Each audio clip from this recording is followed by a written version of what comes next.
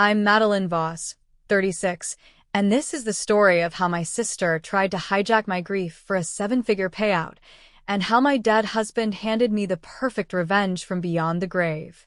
Ethan and I met 13 years ago at a rooftop gala for pediatric cancer research. He won a vintage Polaroid camera in the auction, walked straight to me and said, "You are eyeing this. It's yours." That was Ethan, quietly observant, ridiculously generous. We married in a courthouse with 10 friends, bought the Tribeca loft with every bonus he'd ever earned, and spent years trying for kids that never came. After 3 miscarriages and a brutal round of IVF, the specialist discovered irreversible blockage. Ethan scheduled a vasectomy the same week during a minor procedure so we could finally stop the monthly torture. We told no one. Not my parents. Not my sister Layla. After too many any news on babies, dinners, privacy, felt like mercy. Layla has always lived in my shadow and hated the shade. When Ethan and I closed on the loft, she started posting vision boards about Soho penthouses. When Sophia arrived 3 years ago, Layla announced it like she'd won a medal I'd been chasing. The birthday party was at a rented Hamptons estate. Tiki torches, lay station, roasted pig. I showed up still in fog from Ethan's death 8 months earlier, helicopter crash on a business trip.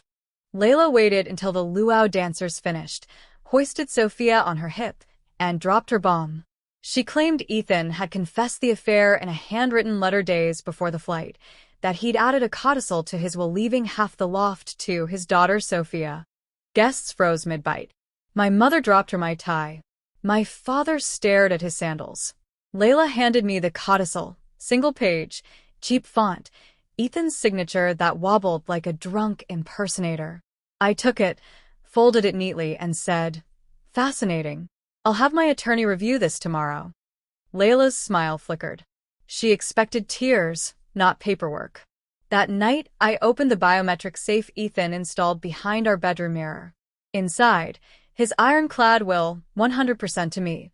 Full vasectomy records dated 4 years before Sophia's birth, a sealed envelope of Layla's escalating texts and voicemails over the years, and a letter in Ethan's handwriting.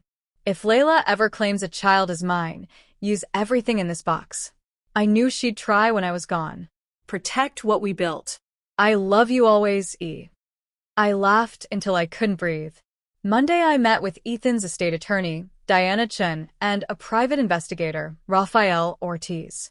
By Thursday, Rafael delivered the dossier, Layla drowning in $138,000 debt, facing foreclosure on her condo, baby daddy long gone to Miami with a new girlfriend. Screenshots of her texts to her best friend. Madeline's too broken to fight. The loft will solve everything. Kids got Ethan's eyes close enough.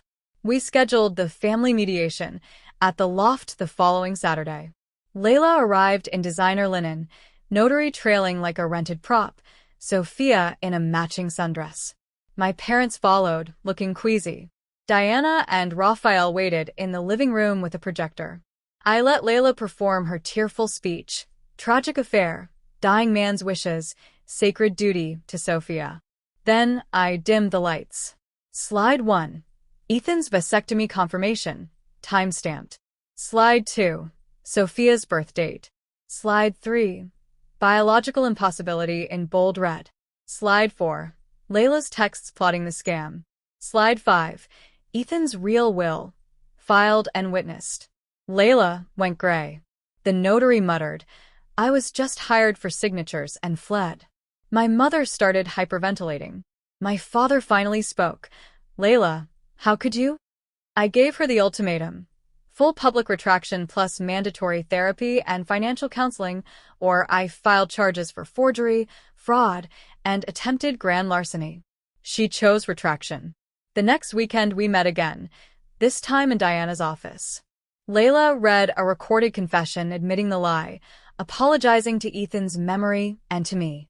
My parents witnessed it on video. No one hugged afterward. I created a trust for Sophia's future, college, medical, the works, because she's innocent and still my niece. Layla entered debt counseling and took a steady admin job. We exchanged polite texts about Sophia's milestones. Nothing more. I converted the loft's ground floor into the Ethan Voss Foundation, free legal clinics for young widows fighting predatory relatives. Every Thursday it's packed. Some say I was cruel. I say I was surgical. Ethan couldn't hold my hand through the betrayal, so he built me armor instead. And the sweetest justice? Living brilliantly in the home my sister tried to steal, knowing every square foot is mine, and every lie she told only proved how unbreakable our love really was. So, if your family ever tries to auction your grief, remember, the best husbands don't just leave houses. They leave landmines labeled in case of emergency. And widows? We know exactly where to step.